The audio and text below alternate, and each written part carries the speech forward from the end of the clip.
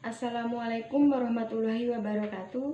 Perkenalkan, nama saya Alfia Sanah, NIM E2018-2342.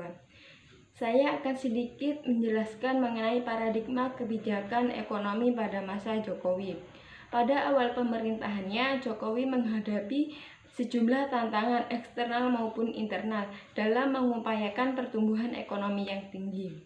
Pertumbuhan ekonomi Indonesia terus melambat dalam 4 tahun terakhir, dari 6,8% pada tahun 2010 menjadi 5,0%. Hal ini yang menandakan bahwa daya beli masyarakat terus menurun. Sedangkan pada kondisi eksternal juga kurang kondusif bagi pertumbuhan ekonomi Indonesia yang ditandai dengan perlambatan ekonomi global, likuiditas global yang mengering, serta jatuhnya harga komoditas ekspor. Pendekatan yang dilakukan oleh pemerintah untuk merangsang pertumbuhan ekonomi adalah melalui reformasi ekonomi domestik yang terutama lebih terfokus pada sisi penawaran, antara lain melalui pembangunan infrastruktur dan perbaikan iklim investasi.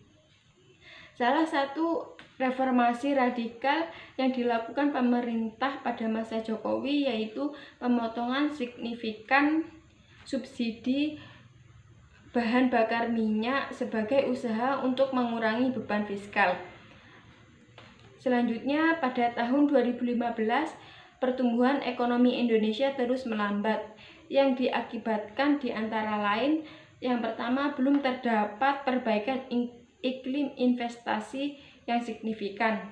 Yang kedua, rezim perdagangan yang menjadi semakin restriktif, terutama melalui penggunaan hambatan non-tunai dalam berbagai bentuk regulasi, baik pada sisi impor maupun ekspor. Sebagai respon dari kondisi demikian, pemerintah memutuskan untuk melakukan langkah reformasi ekonomi melalui peluncuran kebijakan ekonomi pada September 2015, yang mana setiap paket mencangkup poin-poin penting ekonomi yang berbeda-beda. Sekian, itu saja penjelasan dari saya, kurang lebihnya mohon maaf. Wassalamualaikum warahmatullahi wabarakatuh.